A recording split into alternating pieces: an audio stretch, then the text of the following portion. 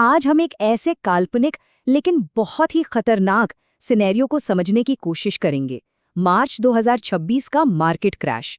चलिए देखते हैं कि आखिर ये परफेक्ट स्टॉर्म बना तो बना कैसे। तो हुआ ये कि मार्च 2026 में इंडियन स्टॉक मार्केट में बिकवाली की एक ऐसी जबरदस्त सुनामी आई, मतलब ऐसी लहर आई जिसने सिर्फ कुछ ही हफ्तों के अंदर निवेशकों की 25 लाख करोड़ रुपए की दौलत को पूरी तरह से साफ कर दिया। और इसका असर देखिए, जो बड़े बड़े इंडेक्स थे उनमें बहुत भारी गिरावट आई। मतलब वो इस साल के लिए गहरे लाल निशान में चले गए और निवेशकों के मन में बस एक ही बड़ा सवाल छोड़ गए। सवाल ये है कि इस परफेक्ट स्टॉर्म की असली वजह क्या थी। चलिए उन 3 मेन वजहों को एक एक करके समझते हैं जिन्होंने मिलकर बाजार का इतना बड़ा क्रैश करवा दिया। ओके, तो सबसे पहली वजह को समझते हैं। ये सब शुरू हुआ एक अचानक आए जियोपॉलिटिकल झटके से। एक ऐसा झटका जिसकी लहरें देखते ही देखते पूरी दुनिया में फैल गई। मिडिल ईस्ट में टेंशन बहुत तेजी से बढ़ी। मतलब आप देखिए, फरवरी के अंत में हमले हुए, फिर मार्च की शुरुआत में और हमले, और फिर ईरान का जवाब। इसने एक ऐसे संकट को जन्म दिया जिसका सेंटर था दुनिया की एनर्जी सप्लाई का एक बहुत ही क्रिटिकल रास्ता। और इस कॉन्फ्लिक्ट का सीधा असर क्या हुआ? कच्चे तेल की कीमतें आसमान छूने लगीं। ये भारत जैसी इकोनॉमी के लिए एक सीधा खतरा था, क्योंकि हम अपना 80% से ज्यादा तेल तो बाहर से ही मंगवाते हैं। और ये चार्ट बहुत अच्छे से दिखाता है कि ये संघर्ष इतना बड़ा क्यों था। दुनिया की लगभग 1/3 तेल सप्लाई, सोचिए, सिर्फ खाड़ी के इलाके से आती है। चलिए अब इस तूफान की दूसरी बड़ी वजह पर आते हैं, और वो थी भारत से विदेशी पैसों का बाहर जाना, वो भी इतनी बड़ी मात्रा में जिसकी किसी ने उम्मीद नहीं की थी।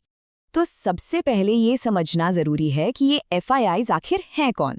देखिए, ये विदेशी निवेशक होते हैं, हेज फंड्स, पेंशन फंड्स। मतलब ये वो बड़े खिलाड़ी हैं जिनके एक्शन से पूरा का पूरा बाजार हिल सकता है। तो जैसे ही दुनिया भर में रिस्क बढ़ा, इन फॉरेन इन्वेस्टर्स ने क्या किया? उन्होंने धड़ाधड़ अपनी इंडियन होल्डिंग्स बेचनी शुरू कर दी। और पता है कितना पैसा निकाला? एक रिकॉर्ड तोड़ 88,000 करोड़ रुपए, जो बाजार से बाहर चला गया। अब इस स्लाइड में जो बात है ना, वो बहुत ही दिलचस्प है। यहाँ एक साफ साफ अंतर दिखता है। एक तरफ जहाँ विदेशी संस्थाएं बेच रही थीं, वहीं दूसरी तरफ हमारे घरेलू निवेशक यानी डोमेस्टिक इंस्टीट्यूशंस खरीदारी कर रहे थे।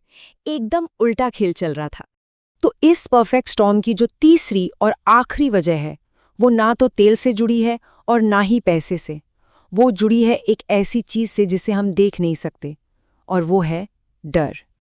अब इस डर को मापने के लिए ट्रेडर्स एक टूल का इस्तेमाल करते हैं जिसे इंडिया विक्स कहते हैं। आप इसे बाजार के डर को नापने वाला एक ऑफिशियल बैरोमीटर समझ सकते हैं। तो निफ्टी और विक्स में फर्क क्या है? देखिए, निफ्टी हमें बताता है कि बाजार ऊपर जा रहा है या नीचे, लेकिन विक्स ये नहीं बताता। विक्स हमें बताता है कि आगे का रास्ता कितना उबड़-खाबड़ या तूफानी होने वाला है, मतलब कितनी वॉलेटिलिटी की उम्मीद है। और क्रैश के दौरान यही हुआ। विक्स अपनी नॉर्मल रेंज से बहुत ऊपर चला गया, जो इस बात का पक्का सबूत था कि बाजार में बहुत ज्यादा अनिश्चितता और डर का माहौल बन चुका है। तो अब सबसे बड़ा सवाल ये है कि जब युद्ध, पैसों का बाहर जाना और डर, ये तीनों चीजें एक साथ मिल जाएं, तो ऐसे परफेक्ट स्टॉर्म के बाद की स्थिति से निपटने के लिए डेटा हमें क्या बताता है, क्या करना चाहिए? तो ऐसे माहौल में मार्केट एक्सपर्ट्स क्या कहते हैं? उनकी सलाह एक बहुत ही क्लियर और शांत दिमाग वाले फ्रेमवर्क पर टिकी है। पहला, घबराहट में बिल्कुल ना बेचें। दूसरा, अपनी SIPs को चालू रखें। तीसरा, अच्छी क्वालिटी वाली कंपनियों पर नजर रखें, क्योंकि ऐसे क्रैश लॉन्ग टर्म में खरीदने के अच्छे मौके भी लाते हैं।